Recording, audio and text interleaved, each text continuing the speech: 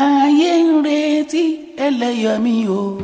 wọ́n ń retí ẹlẹ́yàmí o lójoojúmọ́ wọ́n ti kóra wọn jọ o láti lẹ́yìn mi. olùkà òṣè o ọlọ́run mẹ́rì olújú wọn. ayé mi ta sọ́sọ́. òṣè o ọlọ́run ìpè méjì tó dọ̀ọ̀kan ṣoṣo.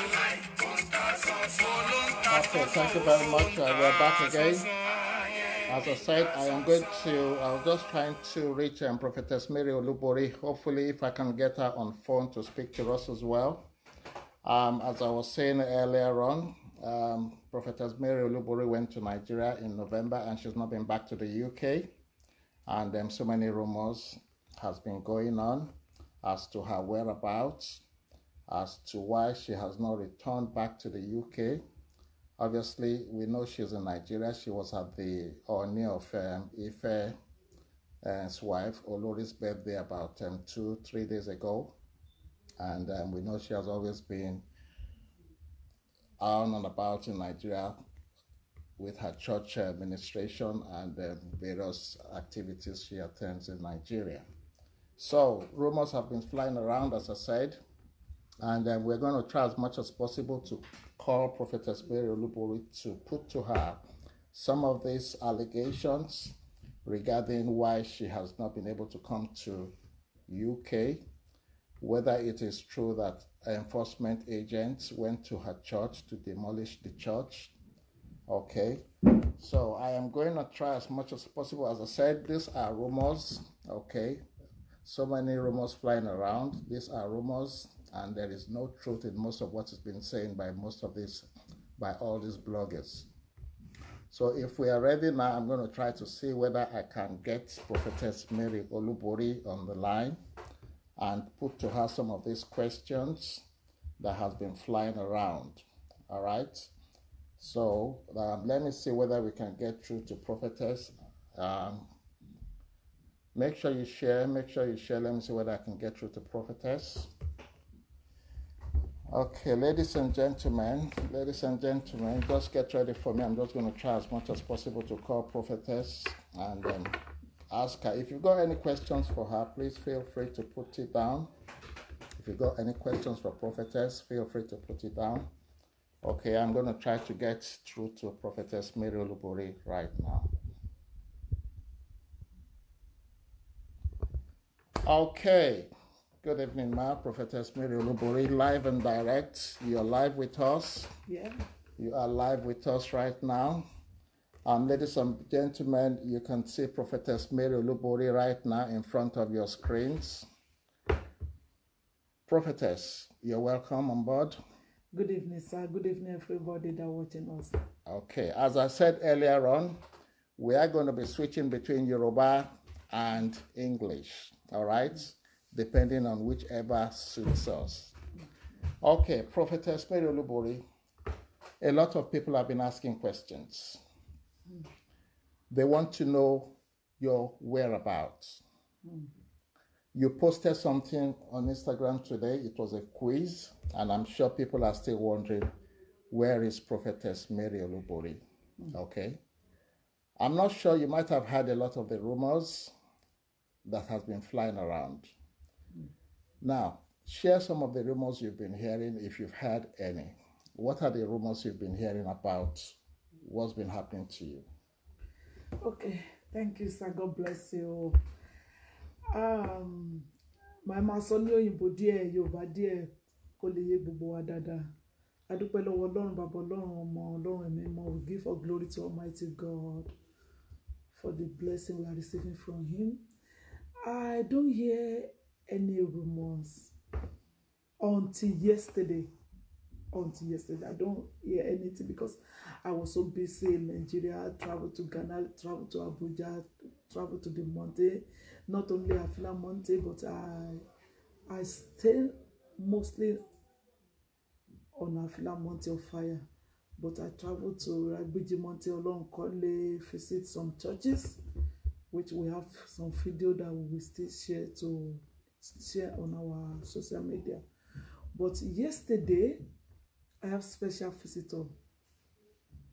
Mo ní àwọn àlejò ńlá láti ọ̀dọ̀ bàbá wa kábíyèsí Ọ̀ọ̀ni àti láti ọ̀dọ̀ àwọn èèyàn pàtàkì kọ̀ọ̀kan after service ní church wa lẹ́kọ̀ọ́ wá kí mi nílé.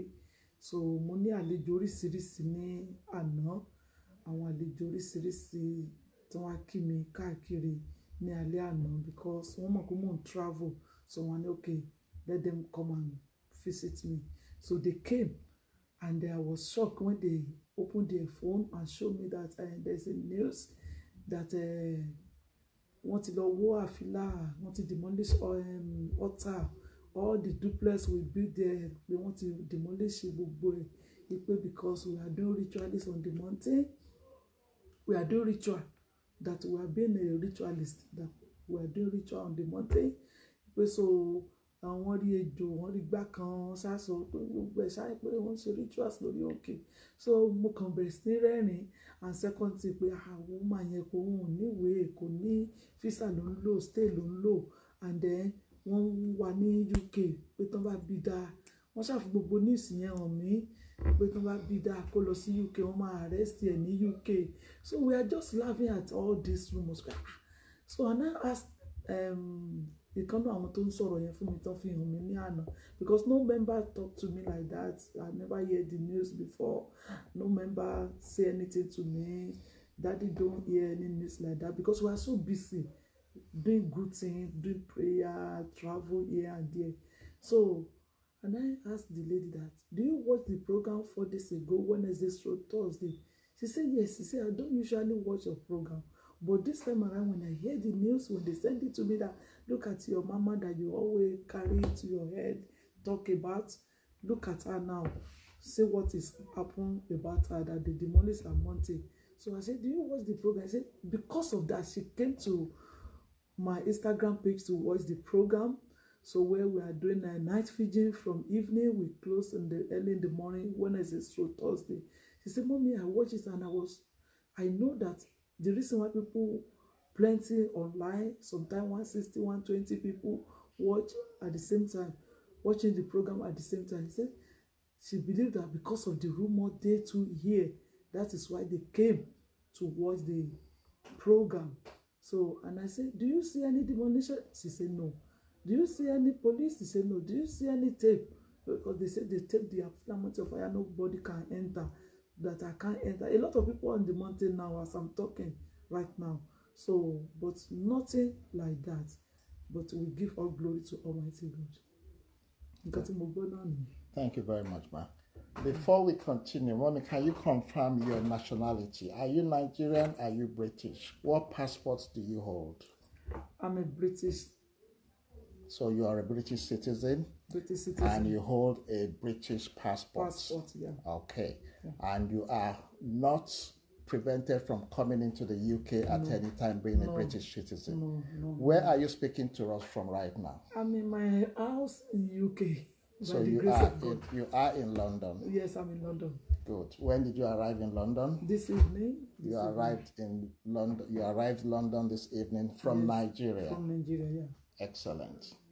Now, rumors have it that you couldn't come to the UK anymore. I heard that too. You heard that very well. Mm-hmm. Okay. What do you have to say to that? If they don't say that, ọjà wọn ò ní tà, àwọn èrò dẹ̀ ní wò. And Yorùbá máa ń sọ̀rọ̀ kan wọ́n ní ọ̀tá ẹni òpin pa odò ọ̀yà, kò sí nǹkan rẹ̀ tó lè ṣe lójú ẹni tí ò fẹ́ràn ẹ̀ á máa bẹ̀jẹ́ náà ni. Because àwọn ayé like láti gbọ́ irọ́ ju òótọ́ lọ. Tó wá pé irọ́ lẹ gbé kalẹ̀ nísìn, ẹ ti máa rí thousands of people tó máa ti wà lórí page tó ti máa wò. So àwọn ayé náà dẹ̀ ló jẹ́ kí ayé ẹlòmíì ò kó lójú kan náà. And yóò jẹ́ ẹ̀kọ́ fún ẹlòmíì náà. Tó bá gbọ́ tán sọ̀rọ̀ ẹlòmíì náà, bóyá pastor ni, bóyá celebrity ni, bóyá ẹnìkan tó ní company ni, tọ́kàn mo rántí ẹnìkan, kò sẹ́ni tí ò mọ deal ní Ìbàdàn gbà yẹn, because wọn ò jẹ́ kórúkọ yẹn gbérí mọ́ nísìn, òun ló jẹ́ kí n dárúkọ. Kò sẹ́ni tí ò mọ deal water ní Ìbàdàn gbà yẹn, very popular. Bẹ̀tí nígbà tí rumors dé, wọ́n bó kú ọmọ ń bẹ̀, omi rẹ̀, òkú èèyàn wà ń bẹ̀ fóṣù 3. Àṣẹ nítorí àwọn tó fẹ́ máa ṣerú omi bẹ́ẹ̀ náà tí wọn ò dẹ̀ tà, tán fẹ́ máa tà, àṣàwọn náà ń ba ibẹ̀ jẹ́. Ìgbà tí mo rí company yẹn, torí mo lóore ọ̀fẹ́ láti rí company deal níjọ́ kan. Ìgbà tí mo rí bọ́n ṣe ń process omi wọn, pé kò sí tó jẹ mọ́ bẹ́ẹ̀.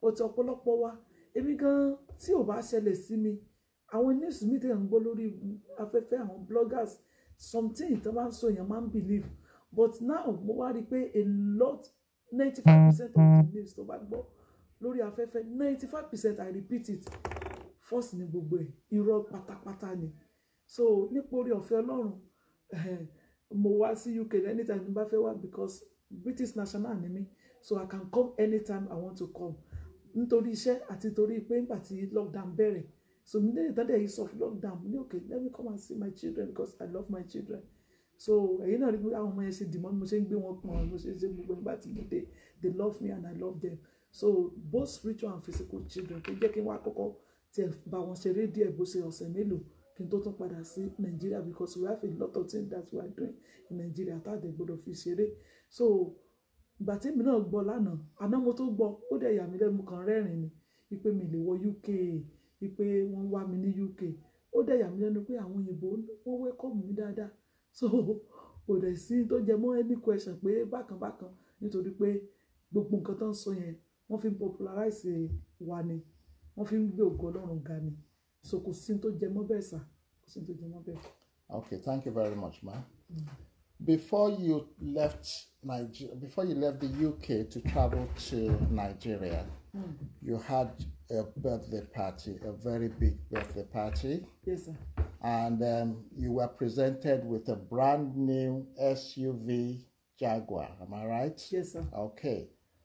Following that celebration, rumors had it that it's a lie. You did not buy the car. You went to hire it. Blah blah blah. So many rumors went around. Okay, I'm here today. The two cars are in front of the house. Yes, sir. Obviously, we're going to be posting a video of when you arrived, and obviously the video shows those two cars. What do you have to say to those people who carried such rumors that it's a lie about the SUV, that you're going to return it back in a few weeks' time? What do you have to say, ma? Because èrò burúkú náà rò sí wa. Ó ní Bíbélì sọ pé búburú lọ̀tá mi rò sí ṣùgbọ́n Ọlọ́run yí padà sí rere. So èrò burúkú náà rò sí wa tí ìbá ṣe agbára Ọlọ́run àti àánú Ọlọ́run. That's the reason why the IG gave order that they should give me more police, that they will stay in my house while either I'm in Nigeria or I'm not in Nigeria. They will stay in my house 24/7. We have meeting in Oyo State with the Commissioner of Police too, and they promised to give us some policemen that they will stay on the mountain too 24/7. So because àwọn tó bá ń ro èrò burúkú báyìí síyàn, they can do and not do. Wọ́n lè ṣe èèyàn níbi, wọ́n lè ṣe èèyàn níkà, wọ́n ti lè gbókò èèyàn kan tàbí òkú kankan sí àyíká èèyàn kan dẹ̀ fídíò ẹ̀ kan léèyàn ní ó ṣe. So kò sí tó jẹ mọ́ bẹ́ẹ̀, àlékún oore ni Ọlọ́run ṣe fún wa torí pé mo mọ̀ pé oore míì tó ń bọ̀ lọ́nà ní agbára Ọlọ́run lórúkọ Jésù.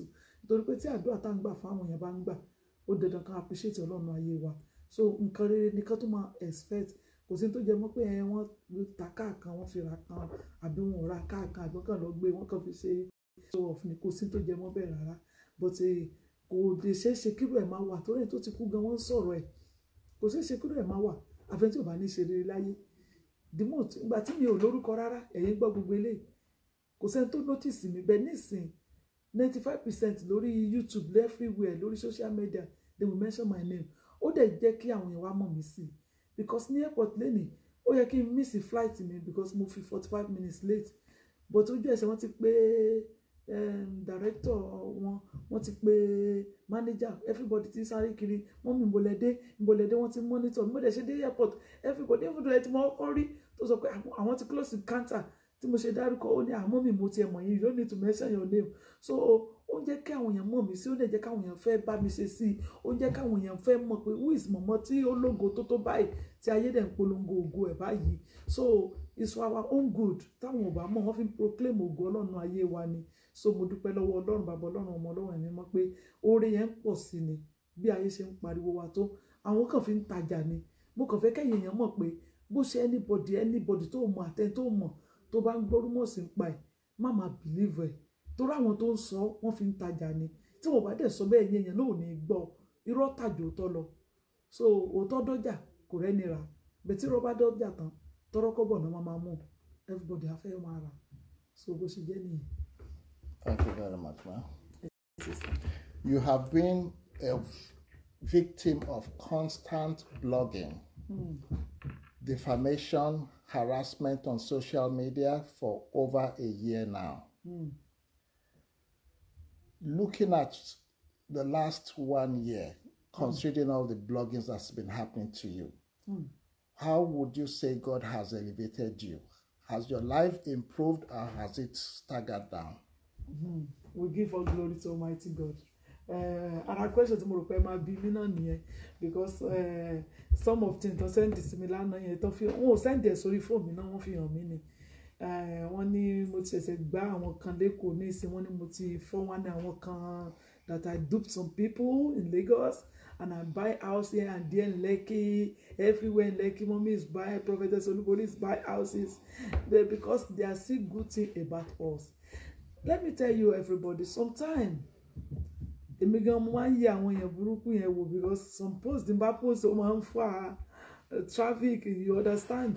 Sometimes mo lè wà ní Ghana kí n ti kúrò Ghana kí n tó máa post pé Ghana mo ṣì wà, so job location kò sí ẹni bó bá wà ní yàrá ẹ ní Ìbàdàn wàá fẹ́ lo location America wàá máa lo location àdé ló so ó máa ń jẹ́ kí wọ́n wà confused, so you can't predict prophet of God.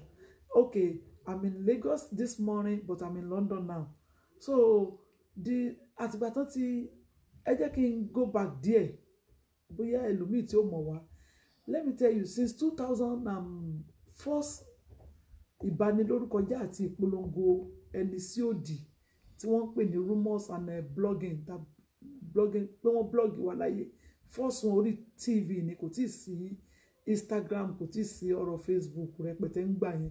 Okay, so first one táwọn kọ́ máa ṣe fún wa orí TV náà ti kọ́kọ́ ṣe, so gbà tán ṣe, thank God àwọn tó ní iléeṣẹ́ amóhùnmáwòrán yẹn wọ́n jẹ́ tí wọ́n mọ̀ mí dáadáa, tèmi náà dé mọ̀ wọ́n tó máa ń lọ ọbẹ̀ dáadáa nífúdù láti gbàdúrà sí iléeṣẹ́ yẹn pé kọ́lọ́ máa tẹ̀síwájú ń bẹ̀. Okay, so wọ́n pè mí pé mọ́mí àwọn gbọ́ wọ́n ṣe program kan ẹni tó dẹ̀ ṣe àwọn ọmọ pẹ́yìn náà ṣe program lé lórí àbáwọn ẹ̀ṣẹ̀ bẹ̀rẹ̀ sí nípa pé the same mọ́mí tó máa ń ṣe dáadáa sí wa náà wọ́n máa blog yìí wọ́n ní wọ́n ṣe program iná sọ thank God gbogbo difference tá a ṣe lọ́dún náà a ní fídíò lápá fún wọn fídíò bó ṣe fún wa ní 8 weeks lọ́fẹ̀ẹ́ ká máa bọ̀ lẹ́kọ̀ọ́ nìyẹn adékòkò pósù 5 bó ṣe di pé à ń ka ìyẹn 1002 tá a bá ń ṣe sóòrù nìyẹn a lè lónú hall torí kò gbà wá so car park là ń lò fún program nítorí pé èrò pọ̀ gidigidi, èrò máa ń yapa ní èrò pọ̀ rẹ́rẹ́rẹ́ nígbà tí mò ń sọ yìí. So the same thing náà ló happen ní 2007, the same thing happen so 2008 wọ́n fárun dì í, wọ́n ṣe gbá àwọn ìbàjẹ́ yẹn pọ̀, wọ́n gbé ya kan sáà ní omi, so gbogbo nǹkan tó ń sọ nísìnyí wọ́n ti ṣe fún wa rí. That time Ọlọ́run lànà UK tí mo wá sí UK, so bí ayé ṣe máa ń the moment tó bá ti ń ṣe wọ́n ṣe kan ní 2012, okay 2000 wọ́n bẹ̀rẹ̀ 2011 lórí Facebook, so bẹ́ẹ̀ kò tí ì rìnlẹ̀ torí pé àwọn èèyàn tí mọ̀ mí rẹpẹtẹ tí 2011 shows 2012 yẹn ló wá jẹ́ káwọn èèyàn mọ̀ mí dáadáa. Ànígbà tó ṣe ni mo ra ilé mi ní cash down ní 2012, mo ra ilé mi ní ìgbà yẹn mo ra ní Bromley, ilé yẹn wà ní Bromley, mo ra cash down ni mo ra because àwọn nǹkan tí mo ní bí ilẹ̀ ní Èkó mo ta ilẹ̀ yẹn, so mo kówó yẹn wá. Ara àwọn tó bá mi kówó yẹn wá láti Nàìjíríà tó bá mi ṣe gẹ́gẹ́ bí bureau de change tó máa ń bá yàn ṣe owó nígbà yẹn, ara ọmọ tí mo tó mo rò pé ọmọ mi ní Olúwa ni ló sọ pé owó tó ń bá wọn kó wá láti Nàìjíríà ti pọ̀ jù, so níbo ni wọ́n ti rí owó yẹn pé so àwọn yẹn ńláńlá, so wọ́n gbà yẹn ó ti máa ń ṣẹlẹ̀ tipẹ́. So ìgbà tá ara lé yẹn ìgbà tán ṣe ti 2013 táwọn kan náà lọ tán bẹ̀rẹ̀ sí ń bú wa so èké ń pa wa, so ilé yẹn ìgbà tí mo máa ta mo tàbí dọ́gbù ni, so lọ́dọ̀ fi ṣe ilé tí mo wà ní ìsìn tọ́nà fi ra ilé tá wà ní ìsìn fún wa, ìbàjẹ́ 2013 ni. So ìgbà tán tó ṣe ìbàjẹ́ tí eléyìí náà ní ìsìn àwọn ọmọ mi kàn dé wò pé okay mọ́mì Màgódò tẹ́ ń gbé yẹn kò fit yín because mo ti kó Màgódò ní ìsìn so mo lè sọ, so Màgódò tẹ́ ń gbé yẹn kò fit yín, ẹjọ́ ẹ lọ sí ẹ máa bọ̀ bóyá Ìkòyí, ẹ máa bọ̀ bóyá GRA Níkẹjà, ẹ máa bọ̀ ní Ìkòyí, GRA Ìkòyí ẹ máa bọ̀ bẹ́ẹ̀. Ọlọ́run dẹ̀ ṣètò ẹ̀, so ìbàjẹ́ 2020 òun ló gbé mi dé ara GRA ní Ìkòyí àti gbogbo GRA tí mi ní dárúkọ tán. So ìbàjẹ́ yẹn ó máa ń elevate mi ni, ó jẹ́ káwọn èèyàn mọ̀ mí sí, ó ó dẹ̀ jẹ́ káwọn èèyàn máa bless mi sí, ó jẹ́ káwọn èèyàn máa nífẹ̀ẹ́ mi sí, ó jẹ́ kí ìpè iṣẹ́ ìránṣẹ́ kó máa rọrùn sí, ó dẹ̀ jẹ́ kí èrò máa pọ̀ sí. Irú program tá a ṣe Wednesday through Thursday ó wà lórí Instagram lórí page mi, ẹ lọ wo èrò tá a jọ ṣe. A kéde lórí rédíò, a kéde lórí internet, a kéde lórí Instagram, a ṣe any flyer. Mo kàn Ọlọ́run kan sọ message yẹn orí ẹ̀rí nìkan láti sọ, ẹ̀mí Ọlọ́run kan sọ pé kí n ṣe sórí Wednesday through Thursday. Ẹ wo èrò bó ṣe pọ̀ because Ọlọ́run ti jẹ́ kí àwọn kan kéde mi, àwọn tí ò mọ̀ mí rí. Ẹnìkan wá sórí òkè láti Ìkòròdú lónà tí wá, ọkùnrin ni, kò mọ̀ mí rí, ó dẹ̀ wá sí sóòrù. So àwọn ìkéde tí wọ́n fún wa ó ṣẹlẹ̀ fún ìbùkún ni. Àwọn mẹ́mbà bẹ̀rẹ̀ sí ní jẹ́rìí, àwọn tí ò róyún ní lóyún, àwọn èèyàn bẹ̀rẹ̀ sí ní rí ìyanu, àwọn èèyàn bẹ̀rẹ̀ sí ní gòkè, àwọn èèyàn bẹ̀rẹ̀ sí ní ṣe rere, ìyanu Ọlọ́run bẹ̀rẹ̀ sí ní ṣẹlẹ̀, ẹ̀rí wá ń gorí ẹ̀rí. So ìbàjẹ́ yẹn ó dàbí pé tí wọn bá ti bà mí jẹ́ ní ilé ṣe nǹkan rẹ̀. So the moment tí wọ́n bá ti bà ìdílé mi jẹ́ báyìí tí wọ́n bá attack mi, ìgbà yẹn nǹkan tó dá máa ń ṣẹlẹ̀ sí mi. Gbogbo nǹkan tí mo ṣe láyé àsìkò tó bá bà mí jẹ́ lọ́nà máa ń pèsè ẹ̀ fún mi. Excellent. Yes, to put the record straight, you have actually been a victim of social media blogging attacks since about 2011, if I'm right now. Yes. And it's not stopped, and God has been increasing you financially. Your fame has been going up and up and up. We thank God. That's great. Now, rumors had it some few months ago that you were not allowed back into the palace of the Oni of Ife, and that you have a misunderstanding as well with the Olori Naomi, the princess. Now, you were at the Oni's palace a couple of days ago, and we saw the way Queen Naomi really treated and praised you. What would you like to, how do you want to react to what has been said? We thank God. Bí àṣà bàbá mi náà, kábíyèsí Ọ̀ọ̀ni, kẹ́pẹ́ sá kábíyèsí. Àwọn kan wà pé tó bá tásìkò, I will talk about them. Number one, tí màá sọ̀rọ̀ nípa wọn ni bàbá wa kábíyèsí Ọ̀ọ̀ni, kẹ́pẹ́ sá kábíyèsí sá. Bàbá mi dáadáa ni. I love him so much, and he loved me too. You can't joke about me. Tẹ́ bá fẹ́ mọ irúfẹ́ tí bàbá ní sí mi, Tèmídayọ̀, ẹ kàn sọ̀rọ̀ mi létí wọn. There's a day, a week kí n tó travel lọ sí Nigeria last year. I don't know if you can remember, sir. When we are talking about all these people, and I called Kabiyesi in your front. I think he ring one time and Baba pick it. Do you remember? Yeah, that's right. You remember? Yeah. Baba. That's right. And you want another kini mo de pe won. That's so right. Baba is a somebody pe tin ba pe won. Ojú ẹsẹ̀ ni Baba man pick call me. There is ọmọ kan tó wo program Kabiyesi last year. O na wo lifetime, o wo yin báyìí. Ọmọ mi dáadáa ni. So Nigeria lọmọ yẹn wà. Ó dẹ̀ wo Baba fẹ́ ṣe láti help àwọn èèyàn like a charity empowerment program. So to empower some people. Ó dẹ̀ wo, ó dẹ̀ sọ fún mi, mọ́mì, tí Kábíyèsí bá dẹ̀ lè ràn lọ́wọ́, òun dẹ̀ wo program o, wípé bẹ̀ ó ti close. Mo dẹ̀ pé bàbá lójú ẹ̀ náà ni. Bàbá ọmọ mi kan náà máa fẹ́ jọlá empowerment yìí. 1 million naira ni bàbá fún un, mo share lórí ẹ̀rí. So bàbá bless ọmọ yẹn ní 1 million. Even though kíní yẹn ti close. So eléyìí fi hàn pé èmi àti bàbá àti gbogbo ìdílé ṣẹ́rí wọ́n blog olórí jèmi lọ everyday kò sí ẹ lọ wo orí YouTube everyday wọ́n á rí irọ́ kan pa ní àwọn irọ́ ńlá tí ò ṣẹlẹ̀ rárá kò tiẹ̀ ó dàbí word and opposite ó dàbí pé negative and positive against ní tó ń ṣẹlẹ̀ òní ní ìsìláyé máa ń ṣe and then ẹni tó bá ti lórúkọ náà máa ń ṣe bẹ́ẹ̀ fún so ó normal èmi àti bàbá ní àtolórí ní we are so close ìwà tó lórí pé okay and Táyé Kẹ́hìndé Adégbòlú làwọn fẹ́ kó wá kọrin fún birthday ní òkè ó yá ẹ lọ kọrin fún Yèyélúwà so that is it so kò sí tó jẹ mọ́ gbogbo níìsì yẹn a kàn máa ń rẹ́rìn Kábíyèsí kan máa ń rẹ́rìn tí bá sọ pé mo ti ẹ̀ gbọ́ nǹkan kékeré bá kẹ́ ayé àdúrà ẹ ṣá máa rẹ́rìn ẹ ṣá máa gbàdúrà ẹ máa ṣiṣẹ́ Olúwa tí yín lọ so irú ọkàn tí bàbá ní nìyẹn dẹ̀ lè lọ bá yẹn jẹ fún bàbá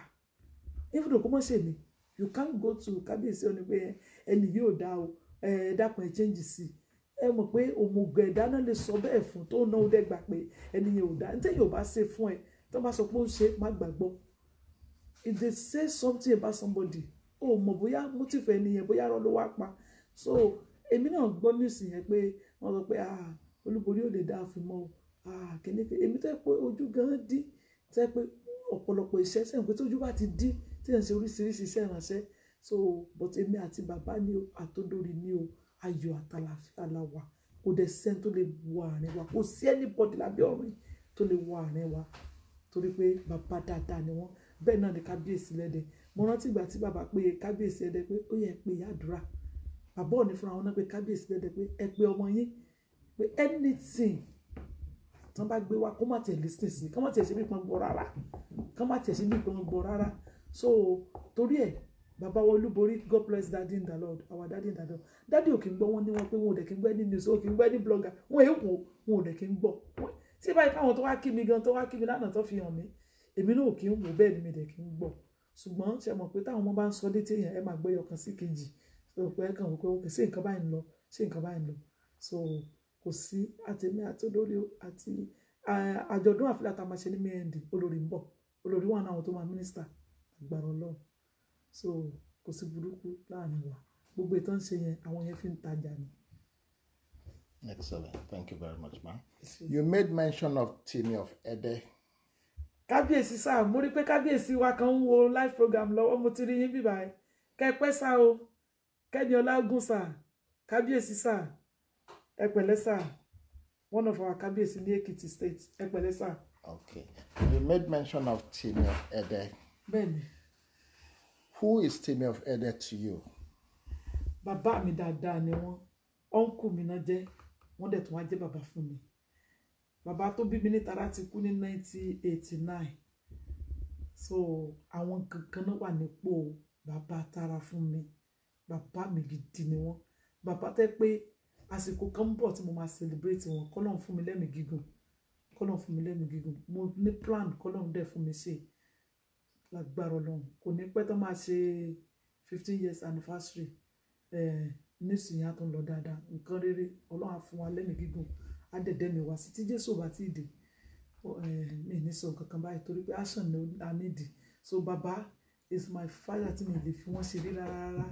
Nígbà tá a ṣe dé ilé tuntun gan, nítorí pé mo sáré wá ni, bàbá fẹ́ wá fara mọ́ mi for some day. Mo ti ní kí bàbá àti gbogbo àwọn olórí, ó yẹ káwọn olórí gan wá ní bí ṣe last week, but torí pé mo fẹ́ wá sí London, mo wá ní pé kí n bá dé padà. Bàbá mi tí mi lè fi ṣeré ni, mi lè fi wọ́n ṣeré. Bàbá kábíyèsí sá, bàbá mi dáadáa, wọ́n nífẹ̀ẹ́ mi bí ẹ̀mí wọn, èmi náà dẹ̀ nífẹ̀ẹ́ wọn bí ẹ̀mí mi. Tó bá fẹ́ rí pípọ́n ojú bàbá kan tí ẹ sọ̀rọ̀ mi lójú wọn bí bàbá òní náà ni. So àwọn tó fẹ́ràn èèyàn tó yà mí lẹ́nu nìyẹn pé àwọn olóríire, àwọn ológo, àwọn olókìkí, àwọn tó ṣe rere, tó jẹ́yàn ńlá, àwọn náà máa ń fẹ́ràn mi. So ẹlòmíì tí ò níbi tí ó lọ tàbí sẹ́yìn pé tẹ́ǹtì tí ẹ bá ti bàjẹ́, ìlara náà máa ń kọ́ sí ẹ. And then ó common tó bá bí ẹ ní oṣù October tàbí September. So ìlara yẹn ó common gan. Oṣù wo ni ìsà? June. June, okay. Yìí June ò fi bẹ́ẹ̀ sí ìlara yìí. Àwọn agbé ìlara, omi ìlara náà fi wẹ̀ wá. So adúpẹ́ lọ́wọ́ náà torí pé nǹkan tó tún yà mí lẹ́nu pé tẹ́ni tó ti kúnlẹ̀ wájú ẹ̀ tó ń gbé ọwọ́ lé lórí tó gbàdúrà fún, tó bá tún dìde tó ń ṣèlàrẹ ẹ pé ara oríire kan náà ni fún yàn. So adúpẹ́ lọ́wọ́ náà, èèyàn dáadáa ni bàbá sí mi, bàbá dáadáa dẹ̀ ni wọ́n. Bàbá lè fojú ẹ̀ tọrọ fún yàn. Tẹ́ bá mọ kábíyèsí, kábíyèsí sá, kò sí tí mo dẹ̀ fẹ́ tí bàbá ò lè ṣe fún mi. So mo dúpẹ́ pé mo láwọn èèyàn gidi láyìíká. There is no doubt, ma, that you are a high-profile celebrity in Nigeria. I mean, we've seen you with so many high-profile kings and others in Nigeria. How did you get connected to all these top kings and others in Nigeria? Ẹ ṣé sá, one answer náà ni ògo ló máa ń wò gorí. When you carry extraordinary glory, ẹ̀gbọ́n tí Joseph sọ, ó ní òun rí oòrùn òṣùpá wọ́n forí balẹ̀ fún ìràwọ̀ yẹn, ìràwọ̀ mọ́kànlá wọ́n forí balẹ̀ fún. Ògo máa ń wà ògo rí ni. Ṣé pé àwọn tẹ̀ ń dárúkọ àwọn èèyàn ńláńlá ni, àwọn olóṣèlú gbogbo wọn tí mo mọ̀, everybody báyẹn èèyàn ńláńlá ni wọ́n. So ògo máa ń attract ògo. Olóríire ní bó lóríire rìn, ẹ lè rí kò ní jọra wọn náà. Lórí burúkú àti olóríire ò lè ṣe papọ̀. so àti pé ìpè tí pè bá jẹ́ ìpè òtítọ́ tí pè bá dájú ìjọ́ kan bàbá sọ fún mi ìyẹn kábíyèsí ọ ni wọ́n ní pé ìyá àdúrà pé Ọlọ́run fara àwọn wípé àwọn ọmọ oríṣiríṣi wòlíì o ṣùgbọ́n ìpè òtítọ́ ní pè yín wọ́n dẹ̀ máa ń sọ fún everybody tó wà láyìíká wọ́n ní ẹ̀mọ́ wòlíì tó wà láyìíká yẹn ni pé mọ̀mọ́ yìí òtítọ́ ló gbé dání kò mú nǹkan mi so táwọn èèyàn bá rí pé òtítọ́ ní pè ẹ́ wọ́n á wọ ẹ̀kan náà ni ó dẹ̀ wà ní bíbélì bẹ́ẹ̀ kò sí ọba tó wà lábẹ́ ọ̀run tí ò ní wòlíì ó wà ní bíbélì bẹ́ẹ̀ include bàbá wa Dáfídì tàmọ̀ nínú ìwé mímọ́ so ògo máa ń ṣàwárí ògo ni àti pé téèyàn bá jẹ́ ìmọ́lẹ̀ kò síbi tó pẹ́ra ìpamọ́ sí ẹni tó lọ́n bá máa gbé jáde àgbéjáde ni mo dé Switzerland sẹ àwọn tó lè jẹ́rìí sí mo mọ̀ kán máa wo láìfì tàbí wọ́n máa padà wò àjọ lọ ní ìmọ̀ àtàwọn ọmọ mi kan ara àwọn tó yapa gan wọ́n wà ní àwọn tá a jọ lọ tóyìnbó náà mọ̀ mí so ògo Ọlọ́run ni kò síbi tí mo wọ̀ láyé àwọn ọmọ olúborí nìyẹn so ọ̀tọ̀lógó òrùn ọ̀tọ̀lógó òṣùpá kan tí méjì sọ nìyẹn so tọ́nà bá dáyàn lógo tó dẹ̀ fún yàn lógo kò sí gbogbo gbé rẹ pamọ́ gẹ́gbà mi máa fẹ́ gbéra mi pamọ́ àwọn èèyàn ní àmọ́ mi á ti mọ̀ yín jù bí wòlíì kan wòlíì yẹn náà lórúkọ bẹ̀mí ní dárúkọ ó lórúkọ gan àwa jọ wà ní ìfẹ́ǹsì kan ẹnìkan wá sọ pé mọ̀mí olúborí nìyẹn ó lóun nídìí kó introduce wọn sí mi ẹni tó bá rí mọ̀mí olúborí tẹ́nìkan wá ń bí pé sọ mọ mọ̀mọ́ yẹn tó lóun ò mọ̀ ó pretend ni wòlíì yẹn ń sọ bẹ́ẹ̀ ọ̀rọ̀ láti àlélẹ́ yìí o àti December 2019 ni mo sọ yìí ó ní sọ ẹnikẹ́ni tó bá rí mi tó sọ pé òun mọ olúborí ẹni ẹ̀ ń pretend kò kàn fẹ́ fi gbẹ oge ni so àdúpẹ́ lọ́wọ́ Ọlọ́run ògolówó gòrí. Thank you very much.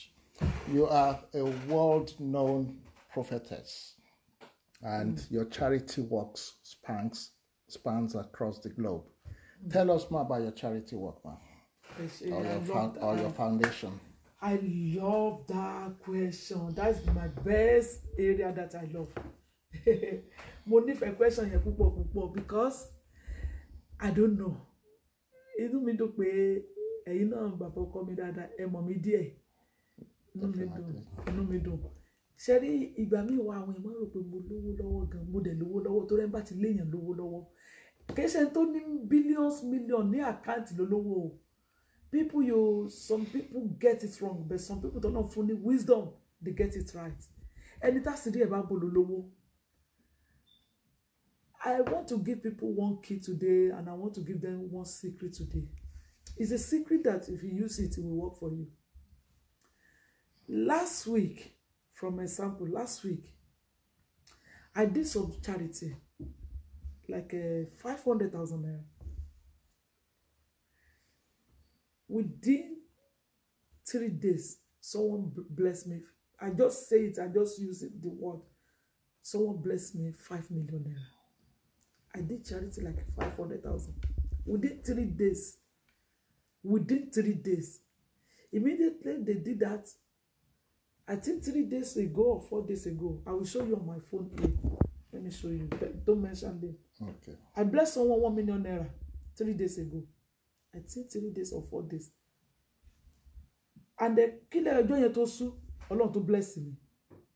So, èmi kàn rí pé kò yé àwọn èèyàn ni. Ẹni tó bá ń ṣàánú yóò ra àánú gbà. Nǹkan tí mo fẹ́ràn jù nìyẹn. And then láti kékeré mi, mo like question tẹ́ béèrè lénìí because bàbá tó bí mi oníṣègùn ni lóòótọ́. Gẹ́gẹ́ bí àwọn èèyàn ṣe fi bú mi, oníṣègùn ni bàbá tó bí mi. Ṣùgbọ́n bàbá mi tẹ́ bá lọ kí wọn.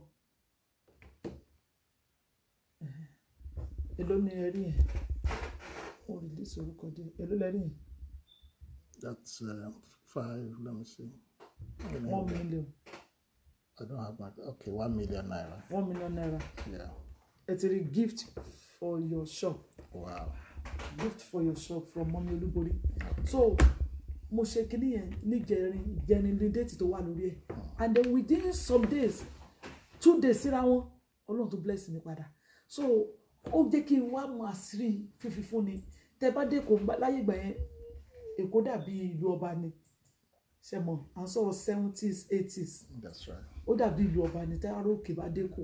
dáàdì mi á dẹ̀ fi bẹ́ẹ̀ di ẹlẹ́ á ní kó wá sùn kò ní ṣe pẹ̀lú ẹ̀sìn ẹni tó bá ń ṣe charity tó bá já láàánú tó máa ń ṣàánú ṣùgbọ́n mi ìwọ nǹkan tí mo máa jẹ láyé lọ́rùn máa ṣe charity fi pé kò tẹ̀lé sí tẹ́kọ̀ọ́ bọ̀ lọ́wọ́ nígbà mi máa ṣe charity máa fi máa pèsè àwọn ọmọ mi wọ́n á nídìí owó bóyá fún school of anything mi ì dẹ̀ ní fún wọn nítorí pé mo fẹ́ ṣe charity ìjọba náà tí mò ń lọ orí mi àwọn tó mọ̀ o àwọn tó jẹ́ mẹ́mbà mọ̀ bíbélì ọlọ́ọ̀ni mo ti ta góòdì mi nítorí pé mo fẹ́ ṣe charity rí tí mi dẹ̀ náà tẹ́kọ̀ọ́ bọ̀ mi lè sọ iye góòdì máa ń gbé fẹ́ lómi pé lọ ta kó fi ṣe gbogbo nǹkan tó wàhálà tó ní so tí mi bá ṣe charity mi kì í wá òkè there's a one tí message jáde pé by October birthday mi mo gbọ́dọ̀ sponsor èèyàn 7 fún IVF so àti open account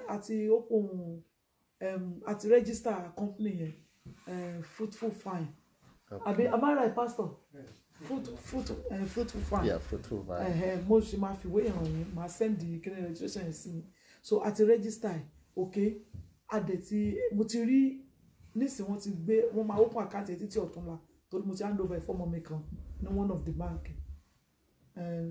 industry ní Nigeria so wọ́n máa open account fún so mo dẹ̀ ti rí one of the doctor tí wọ́n máa lọ rí ní Abuja ìyàwó ẹ̀ ó lóun sanwó odidi èèyàn kan kankan wá hospital wọ́n máa treat wọn tí ẹni ẹ fi máa lóyún because ẹlòmíì wà tẹ́ pé kò lóyún tẹ́ pé medical ní kéèsì ẹ̀ tí èsì spiritual èyí tó bá dẹ̀ jẹ́ spiritual á treat ẹ̀ pé as a spiritual okay one of my daughter òun náà ti gbé owó ẹnìkan sílẹ̀ fún treatment so báwọn yẹn ṣe ń dìde fún mi nìyẹn so èmi gan mi ò gbé sórí mi ò lówó yẹn lọ́wọ́ báyìí bẹ̀ tí mo mọ̀ pé before October yẹn a máa sanwó èèyàn 7 fún treatment a dẹ̀ ti ní èèyàn 2 ńlẹ̀ so kó èèyàn 5 tẹ́yìn náà bá kéde ẹ̀ lórí péjì yín anybody tó yẹ pé ó fẹ́ ṣe IVF kò sówó tí ó fi ṣe so tó dẹ̀ ní ìwé láti travel or tó lè lọ sí Abuja so tí ẹ̀ ní pé kó lọ bẹ̀ fún rẹ̀ kó wọkọ̀ kó fowó rẹ̀ wọkọ̀ lọ kó dẹ̀ mọ̀ ibi tó máa dé sí bí hotel àbọ̀dọ̀ family so tiwa ni pé àtògùn tó máa lò àtàbẹ́rẹ́ àti gbogbo ìtọ́jú tó máa ṣe fún everything tó máa ṣe fún tí ó fi dọlọ́mọ àwa la máa gbé so and then mo tún máa ń ran ọ̀pọ̀lọpọ̀ organisation lọ́wọ́ àwọn tí èpè kéde sáwà la dálẹ̀ so oríṣiríṣi charity home a máa ń visit wọn and then there's another thing tá tó ń ṣe ọlọ́run tó wá kàn fún àwọn ìpè ó kékeré máa ṣe lọ a máa ń help àwọn churches bí àwọn pastor tó ń jẹ́ pé bóyá igi náà kàn fi bóyá mọ̀rìwò ni bíbélì sọ pé tó ti la ìdánwò kọjá rí yóò mọ̀ bí a ṣe ń rìn tó wà ní ìdánwò lọ́wọ́ so àwọn náà ti wà nú ẹ̀rí àwọn òde ríran lọ́wọ́ ṣùgbọ́n náà dìde fún wa ṣe mọ̀ ní tú àwọn tí wọ́n rí ìyanu tí wọ́n wá jẹ́rìí pé ok mo wá san ọrẹ ọpẹ́ pé mo rí ìyanu ẹ gbàdúrà fún mi ó ti ọ̀pọ̀lọpọ̀ pastor tí ó yẹ pé àwọn èèyàn kan máa wò pé ẹ̀yin ṣe pastor ni wọ́n kàn lọ ṣiṣẹ́ náà tó dẹ̀ pé ọlọ́run ò fún wọn lórí ọ̀fẹ́ kan ṣiṣẹ́ ara tẹ́ pé full calling ni wọ́n so we plan pé a ti ṣe dáadáa kì í ṣe church 2 mẹ́ta tá dẹ̀ ní fídíò tá dẹ̀ ní fọ́tò tí mo ní send sẹ́yìn gan pàápàá so ọlọ́run sọ pé ká máa lọ kọ́ church wọn so èyí tó ti ń kọ́ lọ ni tàbí èyí tó kàn nílẹ̀ tó kàn ní ìdìrànlọ́wọ́ láti kọ́ so gbogbo àwọn charity tá à ń ṣe lélẹ̀ and then it's a part of me and it's a part of our father in the Lord Pastor Israel Anifẹ́olúborí so láti ṣe charity àti láti bóyan and not only Nigeria à ń ṣe ní UK mo rántí bí 3 weeks ago mo wà Nigeria ẹnìkan ní òun fẹ́ sanwó lé ní London kò dẹ̀ ní ìwé ìlú kò dẹ̀ sí bó ṣe fẹ́ sanwó lé ìwọ̀nba tó wà lágbára wa àwa náà dẹ̀ fi support ẹ̀ kó lè rí owó ilé san the same thing ní America tẹ́ pé àti ẹ̀fi sórí ẹ̀rí pàtẹ ẹni yẹn ní ìrànlọ́wọ́ ilé tó dẹ̀ jẹ gbèsè so èmi náà fi sílẹ̀ àwọn èèyàn tó wà lórí group US and Canada wọ́n dey testify àwọn èèyàn dẹ̀ fi sílẹ̀ àdẹ̀bò àṣírí ẹni yẹn dẹ̀ ti wà okay nísìn so ọlọ́run náà wà káàkiri àgbálá ayé ni so mo dúpẹ́ lọ́wọ́ ọlọ́run it's a part of the job tó ń gbé wá sí láti máa ṣe charity. Thank you very much, ma. I'm going to talk about your fashion sense, ma. Obviously, you are probably, if not the number one, in terms of fashion. Your fashion sense is probably number one out of all the women of God that I know. And then you've been attacked on a number of occasions about your fashion sense, your way of dressing, how flamboyant you are when it comes to dressing. And another aspect is your dancing as well. How do you defend yourself from people who are attacking you about the way you dance and your fashion sense? What do you have to say about it? praise the Lord láàrin yẹn mo gbogbo Ọlọ́run ga a dúpẹ́ fún oore Ọlọ́run. I love that question too. I love that question. It's one of the questions that any place we go for interview, any interviewer tó bá interviewer, they will ask the same question tẹ́ bèrè sá nípa fashion nípa gbogbo ẹ̀. Mi ò tí ì rí city people ní o fashion ní o kọlọlọtù ní any television station any radio station tá bá lọ wọ́n máa ń béèrè the same question tẹ́ béèrè. Number one, Ọlọ́run fẹ́ mímọ́. Ẹ rí pé òwe kan wà tí Jésù pa ó sọ nípa ọ̀bùn tí ò múra dáadáa tó dẹ̀ nìkan ọkọ ìyàwó nìkan lọ ti síta kan sọ sínú kòkò biribiri. Ọ̀bùn wà nínú àwọn tí ò ní wọ ìjọba ọ̀run. Orí ọ̀fẹ́ tọ́nà fún mi ni àwọ̀ tòní mọ̀wọ́ tàná ni mí. Kéde ìṣègbà mo bẹ̀rẹ̀ sí Olúwa. There's an old picture tí mo ní kí n tó bẹ̀rẹ̀ sí Olúwa tí mo sì dáhùn picture yẹn tí mo lè kó fún yín tẹ̀lé post. Ẹ máa rí pé tòmátì mo ti máa wọ tòmátì láti ilẹ̀ mi wá kí n tó má rìn kí n tó ṣiṣẹ́ ìránṣẹ́ ni. So mo like oge torí pé ó wà nù oríkì ìlú bàbá mi. Wọ́n á ní ọmọ ají lálọ́ ọ̀sọ́ ọmọ ají fọjọ́ gbogbo dára bí egbin. Mo wá ka Bible láti Genesis to Revelation. Ọ̀bùn náà máa ń bú mi ò rí kán bú ẹni tó múra rí. And then tí n bá wọ sọ 5,000 naira ẹ mọ̀ pé wọ́n ní fìlà ò dàbí ká mọ̀ ọ́n dé gèlè náà ò dẹ̀ dàbí ká mọ̀ ọ́wé ò dàbí kó yẹ ni.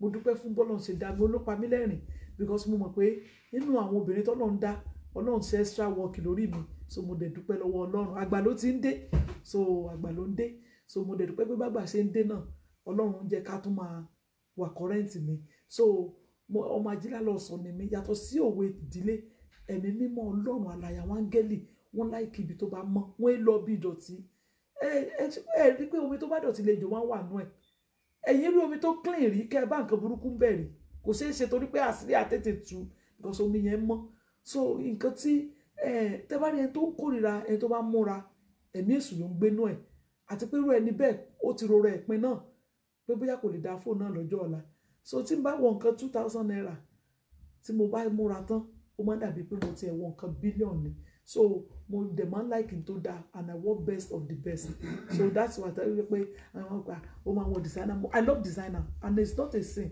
mi ò rí ibi tó wà ní Kùránì mi ò rí ibi tó wà ní Bíbélì ibi tó agbára oníkálùkù bá mọ ni so mo like láti múra dáadáa so kò dẹ̀ ó dẹ̀ ìmúra yẹn dẹ̀ jẹun tó máa attract àwọn olóríire míì mọ́ mi bí obìnrin tó máa múra ìtọ́ Ọlọ́run dẹ̀ ń lò so èèyàn dẹ̀ ní agbára Ọlọ́run kó ní ẹ̀bùn ẹ̀mí mọ́ kó dẹ̀ tún mara mú báyìí so orí ọ̀fẹ́ tọ́lọ́run fún mi ni anything tí bá fẹ́ bó ṣiṣẹ́ mi bó ṣàwẹ̀ mo bá fẹ́ gbà máa gbà dé òpin so bá dẹ̀ fẹ́ múra náà máa múra bó ti tọ́ àti bó ti yẹ and then ijó jíjó náà is a gift of God ẹ̀bùn Ọlọ́run ni tí mi dẹ̀ ní fọwọ́ kékeré mú yàtọ̀ sí pé wà nínú ẹ̀jẹ̀ mi bàbá mi máa ń jó dáadáa ìyá mi náà máa ń jó níjó ni bàbá tó bí mi so but yàtọ̀ sí yẹn ó wà ní Bíbélì àwọn wòlíì kan wà tán bá fẹ́ jíṣẹ́ wọn á ní kàn lùdùrù irú ẹ̀ ní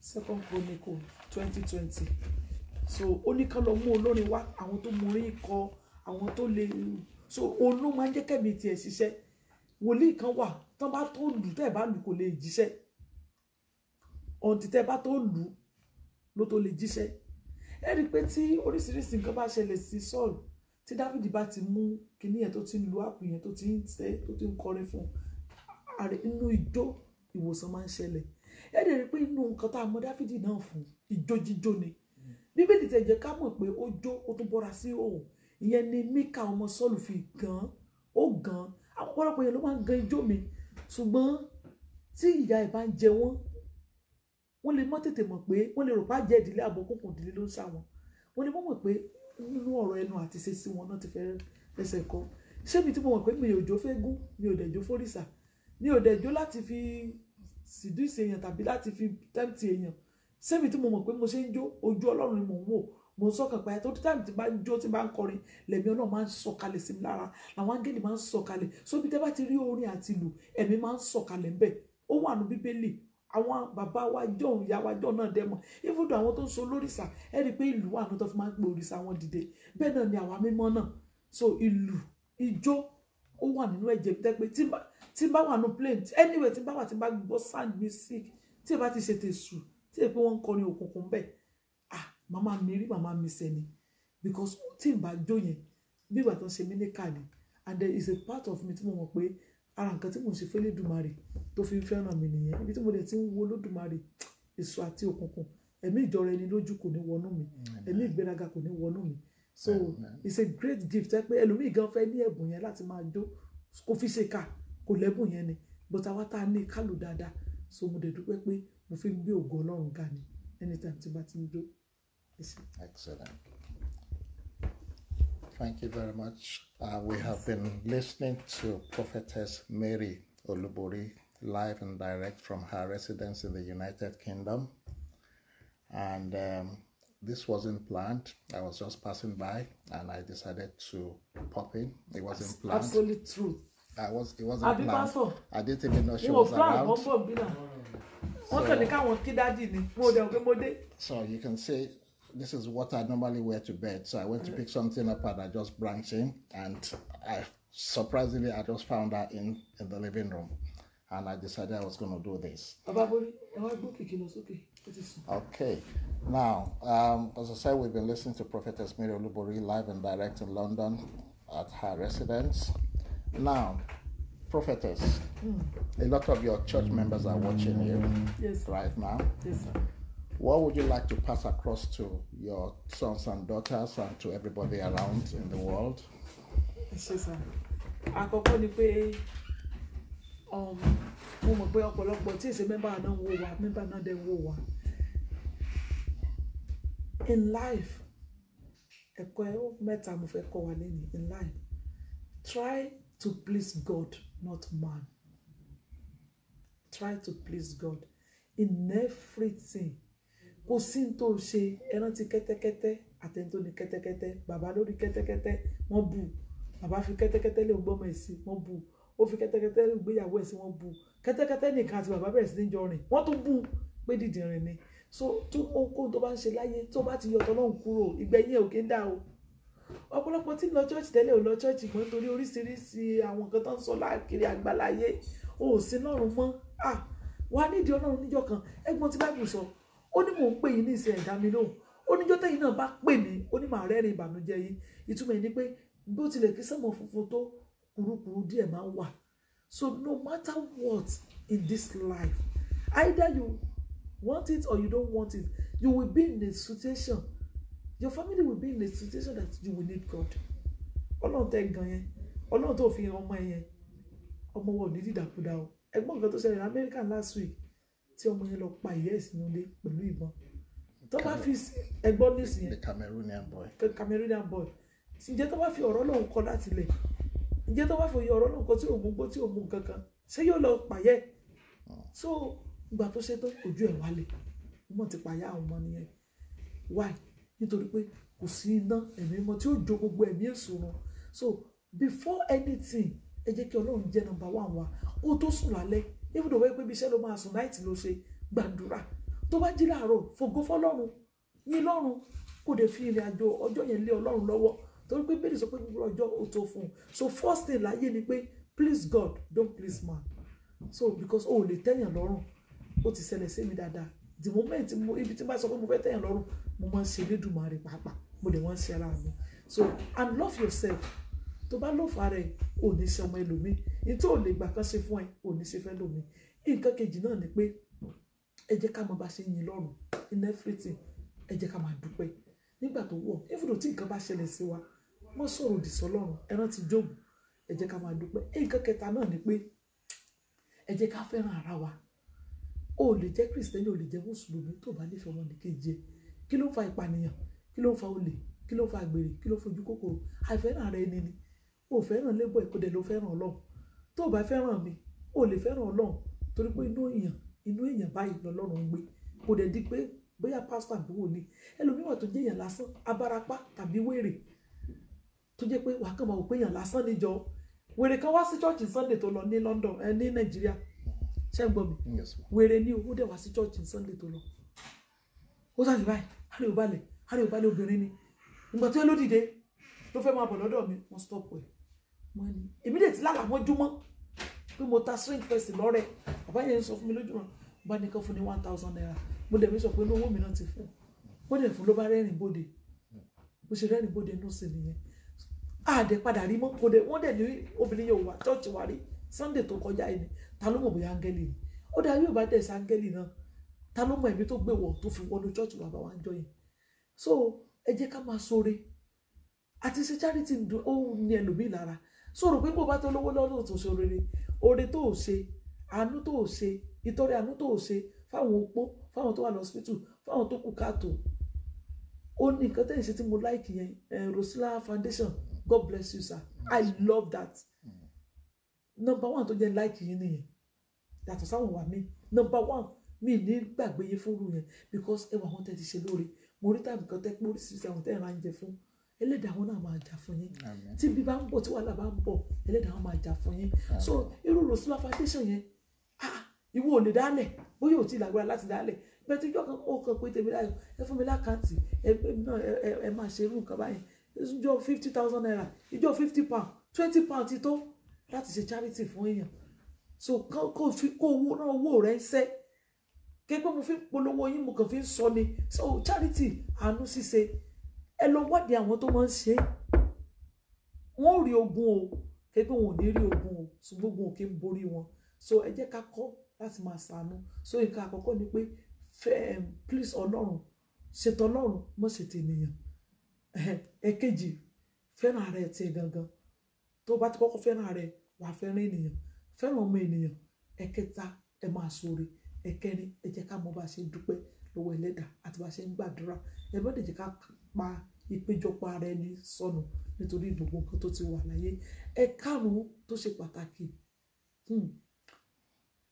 sórí ẹni tó bá gbọ́ràn sí wòlíì lẹ́nu yóò jèrè wòlíì o ó ní ẹgbẹ́ Ọlọ́run gbọ́ á fẹsẹ̀ yín múlẹ̀ you shall be established ẹ gba àwọn wòlíì rẹ̀ gbọ́ ẹ ó sì ṣe rere when you believe in his prophet you will prosper ṣùgbọ́n wo tó gba wòlíì gbọ́ tó tiẹ̀ gba ara ẹ̀ gbọ́ débi pé gbogbo wòlíì ní fake láyé ọmọ mi kan challenge ẹnìkan ó ní wáyé tó o mọ̀ wọ́n rí o dẹ̀ lọ kọ pé fake prophet ó ní false allegation tó gbọ́ pa wọn ni o ó ní false yẹn bá ní wọ́n mi ẹ̀jẹ̀ má block ẹ o ó ní kó send kíní ẹ̀ sí mi torí ojú ẹ̀sẹ̀ tó mọ̀ rí fake prophet èmi ẹ̀ dá wọn lóhùn nǹkan tó dáa nìyẹn mo dá ọ̀tẹ̀ ẹ̀ lóhùn torí pé tó bá ti dá lóhùn o ti po rẹ̀ mẹ́pẹ̀ pẹ̀lú ẹ̀ ìwọ sá máa wò ó kó dẹ̀ fi ògo Ọlọ́run sílẹ̀ kó máa yọnu ayé rẹ̀ so nítorí ìdí èyí ẹ jẹ́ ká nígbàgbọ́ nínú ara wa ká dẹ̀ súnmọ́ Ọlọ́run ká dẹ̀ wá àwọn wòlíì òtítọ́ kò pé dandan kó jẹ́ mi wádìí wòlíì yẹn bí ní sọ pé wádìí òwò dájú ó ní ẹgbà wòlíì ẹgbẹ́ ọ̀nà ìṣeré rẹ wọ́n ló ń kọ sílẹ̀ o ó nídìí wòlíì òtítọ́ nínú ayé rẹ ẹ bá sọ pé ó nídìí wòlíì nínú ayé ẹ ẹni ẹ fẹ́ pa ẹran ó ń ṣe ẹni kà ní o ṣùgbọ́n ẹni wòlíì tó bá fẹ́ lọ́dọ̀ ẹ kọ́kọ́ ka Psalm 19 kó gbà fún ọjọ́ mẹ́ta kọ́ lọ́n fi sí ẹ lójú kó rí náà ní ibi tí wòlíì yẹn wà pé sí ìyàtọ̀ Ọlọ́run ló wà ní àbí àti Sátánì so God bless you. Thank you very much, ma. Yes, sir. So before we go, we've been speaking to Prophetess Mary Olabiwoninu Olubori. Okay, mommy, before we go, just give us a final word of prayers before we end this. That's it. Ẹ jẹ́ ká gbàdúrà. Ní orúkọ Jésù. Ní orúkọ Jésù. Ẹnìkan wọ́n ti tá ẹ lọ́fà inú látojú oorun, olálàpọ̀ jẹun níwájú ọba mímọ́. Amúlakọ́ ló jẹ́ o. Ó jẹ nǹkan yẹn, nǹkan lọ́bẹ̀ ni. Ṣùgbọ́n Ọlọ́run sọ wípé ọfà yẹn máa jáde tó bá lè sọ́kàn pàyà tàbí tó bá lè sáré gẹ́ẹ̀tì omi bí mo ṣe ń gbàdúrà fún ẹ. Orúkọ Jésù Kristi. Ọlọ́run gbọ́ ọpẹ́ wa. Ọmọbìnrin kan ìgbéyàwó ẹ̀ ti fẹ́ dàrú o. Wọ́n ti parí iṣẹ́ yìí o. Ọlọ́run ẹ̀mọ́ ẹgbẹ́ ẹ̀yẹ wa. Mo dúpẹ́ pé ń gbọ́ àdúrà, mo dúpẹ́ fún ààbò à ń fò lófurufú fún àárín ní pẹ̀tẹ́lẹ̀ ẹ̀sìn dáàbòbò wa ẹ̀ ń pa wá mọ́. Ọlọ́run gbọ́ ọpẹ́ wa. Jésù Kristi ẹgbẹ́ ẹ̀yẹ wa. Gbogbo ẹ̀ṣẹ̀ Olúwa dáríjì wá. Olúwa dáríjì wá. Wàyí náà rákìjìrọ̀ mọ́sá ìdàlẹ́ ìbò arábì ní kàjìràdà. Ẹni tí ọfà inú ń dà láàmú yẹn Olúwa ti jáde. Ìránṣẹ́ tó ti fún ní nǹkan jẹ yẹn ó dẹ̀ ń wò mí lóòótọ́ o. Ọfà yìí wọ́n fẹ́ fi pẹ́ ni o tó lè nídìí sí kánsà Olúwa ti jáde ti jáde.